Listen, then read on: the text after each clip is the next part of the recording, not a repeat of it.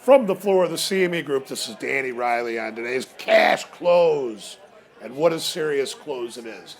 The name of this video, S&P 500 Futures and Limit Down. The high of the day in the S&P came in at 1972 even early. The low came in at 1837 even after the open. And the close came in at 1881 even. We're doing this a little bit after the regular close of the marketplace. 4.4 million minis traded and 11,000 big S&Ps traded in the pit. MOC, the MIM, started showing out like 800 to 900 million for sale, went to like 1.1 billion for sale, and the actual MOC came out sell 1.7 billion.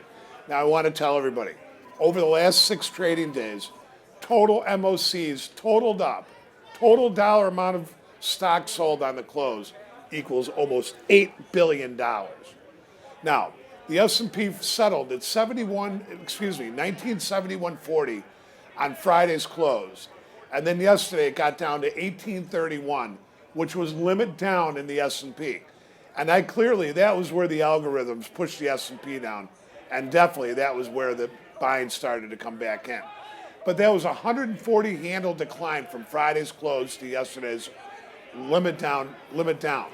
Now, I've been around a lot of stuff, and I've seen a lot of things. And, I believe that I've been part of every major stock market event or crash since 1985. The 87 crash, the 89 mini crash, the 2000 tech bubble, the Gulf War 1 and 2. I remember Brian and we remember when we were on the trading floor and there were Scud missiles landing in Israel, and everybody would run to watch the TV and watch the S&P move up and down during that time. It was an incredible period. The Asian financial crisis, the Russian financial crisis. What other crisis have we got? We've got 2007 credit crisis. We've got the 2010 flash crash. I've been part of everything. But I'm going to tell you something. I've never, ever, ever in my life seen the likes of what's been going on in the S&P over the last couple of days. And I know that we've said this before, but I'm going to tell you, in my 38 years of being on the trading floor, I can tell you handedly that I've never, ever seen the price action like we've seen, especially today on Monday. Now, where is this all leading to us? I don't really know.